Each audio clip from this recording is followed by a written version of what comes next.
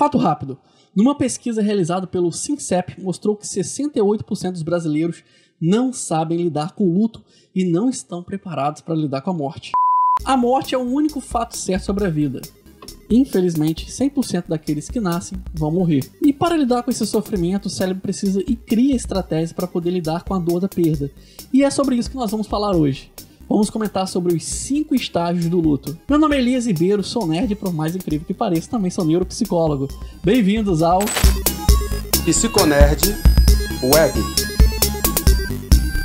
Apesar de estar muito associado com a morte, o luto é um sentimento de profunda tristeza de perda de algo, alguém muito importante.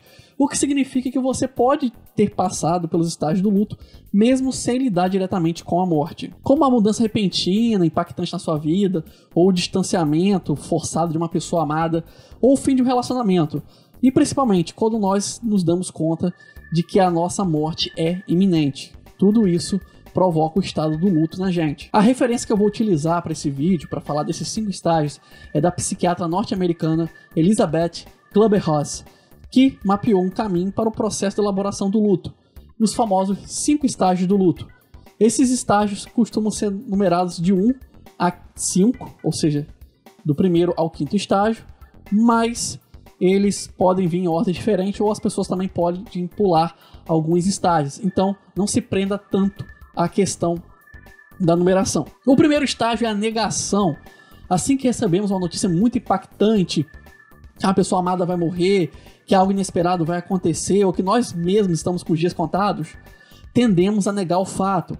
É comum que a pessoa tende a se isolar, a evitar o convívio social, enquanto elabora esse luto. É comum que nesse estágio a pessoa argumente coisas como: comigo não, isso não pode acontecer com ele.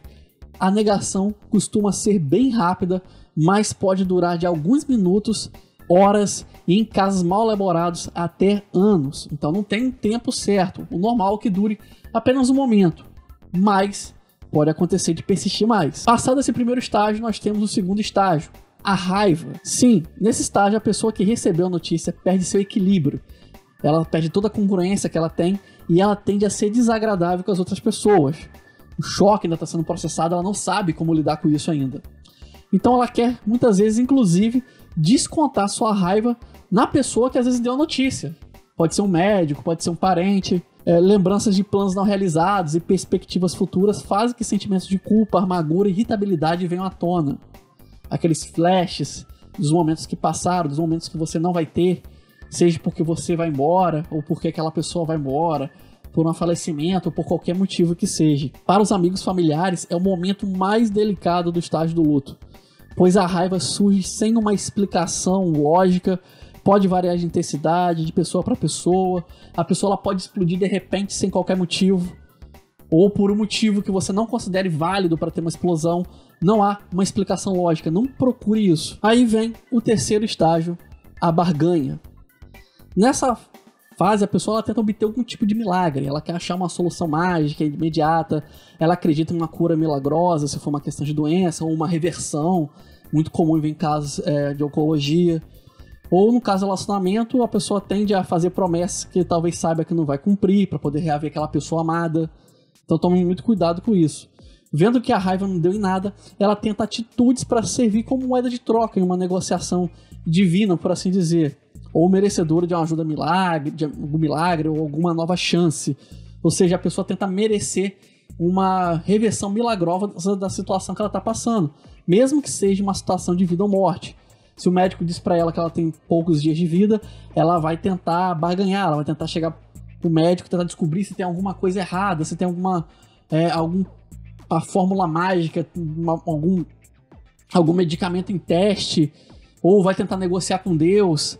Enfim, a pessoa tenta desesperadamente achar uma saída, ela acha que ela pode lutar. Esse é o estágio que talvez seja caracterizado pela luta. A pessoa tenta lutar para poder reverter a perda que ela está tendo. Geralmente, quando a gente fala de luta, a gente fala de vida ou morte, mas pode ser relacionamentos também. Aí vem o quarto estágio, porque a barganha, obviamente, não vai funcionar, salvo realmente um milagre que vem acontecer na vida dessa pessoa. Mas o caminho normal é vir o quarto estágio, que é a depressão. Após perceber a realidade, a pessoa é tomada por uma tristeza profunda e reavalia toda a sua vida ou a vida do outro. No caso de você, por exemplo, saber que um parente vai morrer. É um sentimento normal esperado, só se torna um problema caso persista por muito tempo. Você tem que ficar triste quando você tem uma notícia de perda. É normal que você fique triste. A depressão é um sentimento normal e é uma situação aí que você precisa elaborar mesmo essa tristeza. É preciso que ela venha e passe para que você possa seguir com o resto da sua vida.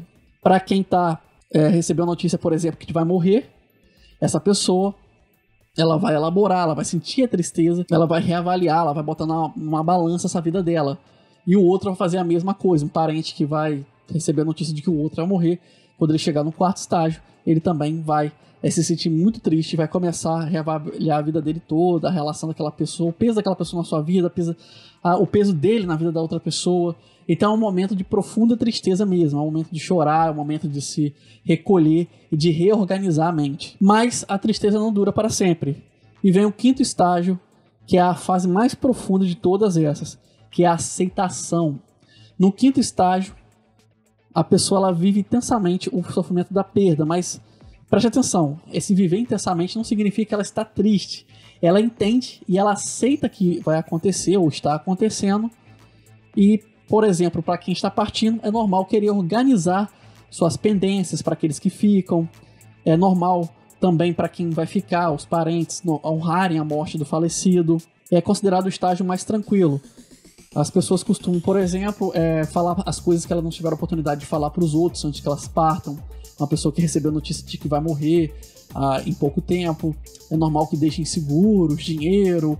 Elas tentam fazer com que os outros que estão ali, que vão ficar vivos, fiquem bem. Normalmente é um estágio mais tranquilo, quando a depressão já passou, ela já elaborou, e ela começa a deixar tudo bem resolvido para que ela morra tranquila. Sim, apesar da gente lidar com a morte de uma forma negativa na maioria das vezes, é possível sim que você parta de uma forma tranquila, e é o ideal. Existem formas de fazer isso. E muitas vezes existe um terapeuta, quando é uma situação de vida ou morte nos hospitais, designado para ajudar a pessoa a fazer essa passagem. Não existe fórmula mágica para lidar com o luto. Cada um lida de um jeito. E tem estágios que podem ser pulados, nem percebidos, como eu já comentei antes. Qualquer fase que dura mais que o tempo apropriado para a pessoa elaborar seus sentimentos, cada um tem um tempo próprio para isso, é importante salientar isso, mas passando desse tempo apropriado, normal para você, aí é considerado crônico e precisa sim de acompanhamento terapêutico.